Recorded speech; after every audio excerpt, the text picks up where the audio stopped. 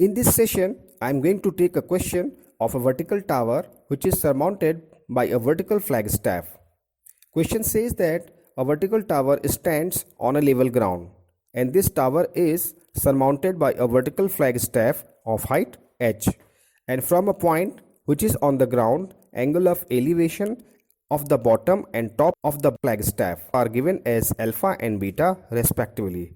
We have to prove that the height of the tower is h tan alpha upon tan beta minus tan alpha, or h cot beta upon cot alpha minus cot beta. Let us draw the figure. This is the ground level over which a vertical tower BC of height h is standing, and this tower is surmounted by a flagstaff DC which is of height h. According to question, there is a point A which is lying on the ground. From this point A, the angle of elevation of the bottom of the flagstaff is given as alpha, and from the same point A, the angle of elevation of the top of the flagstaff is given as beta. Let us assume the length of AB as x.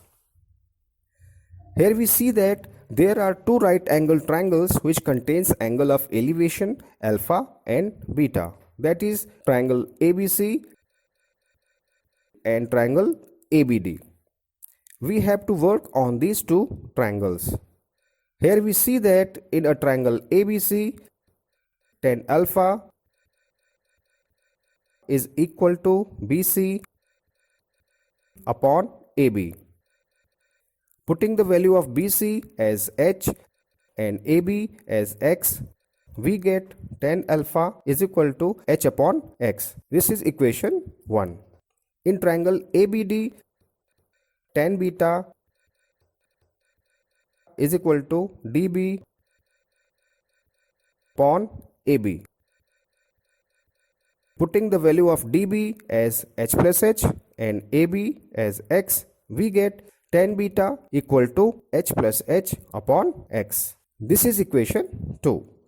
Now we have two equations. Do we have any idea how to proceed to get to the required result?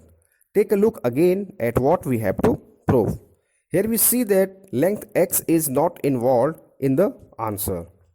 It means we have to remove this unwanted variable x from these two equations. After removing x, we will arrive at the required result. How to remove this variable from these two equations? Best way is that solve these two equations for the variable x and then equate. So from equation 1, we get x is equal to h upon tan alpha. That is, we get x is equals to h cot alpha. This is equation 3. Now from equation 2, we get x is equals to h plus h upon tan beta. That is, we get x is equal to h plus h cot beta. This is equation 4. Equating the value of x from equations 3 and equation 4, we get h cot alpha is equal to h plus h cot beta. That is, we get h cot alpha is equal to h cot beta plus h cot beta. That is, h cot alpha minus h cot beta is equal to h cot beta. Taking h as common, we get h is equal to h cot beta upon cot alpha minus cot beta. This is our required first result. We see that our second result is in the form of tan, which can be obtained by converting cot into tan. So we get h is equal to h upon tan beta upon 1 by tan alpha minus 1 by tan beta, or h is equal to h by tan beta upon tan beta minus tan alpha upon tan alpha into tan beta.